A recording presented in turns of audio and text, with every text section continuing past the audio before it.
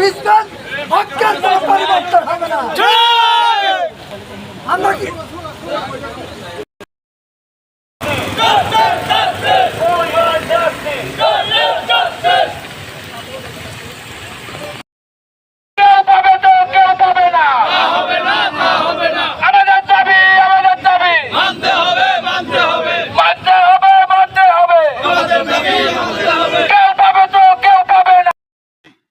আপনারা আজকের ক্ষুধা মিটাইতে চান তাহলে চলে যাবেন, আর যদি কাল আপনারা চান যে আমরা সারা জীবনের ক্ষুধা মিটাবো তাহলে এখানে আমরা অবস্থান করবো।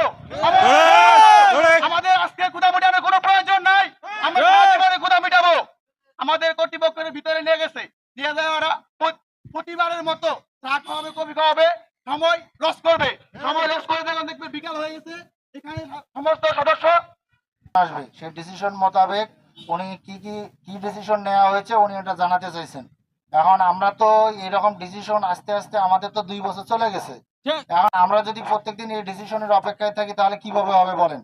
2 বছর হলো ডিসিশন নিচ্ছে, ওনারা কোনো ডিসিশন দিতে পারতেছে না। এখন আমাদেরকে হ্যাঙ্গিং অবস্থা রাখছে।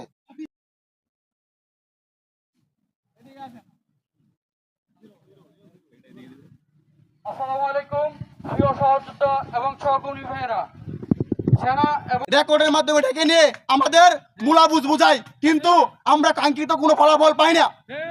এর প্রেক্ষিতে আমরা এই গত 10 মে আবার প্রেস ক্লাবে কর্মসূচি পালন করি, কিন্তু কর্তৃপক্ষ সেখানেও আমাদের বলে তোমাদের কার্যক্রম চলছে চলমান, 28 তারিখে ভোট বসবে, ভোটের মাধ্যমে তোমাদের গেজেট আকারে সমস্ত কিছু প্রকাশ করা হবে।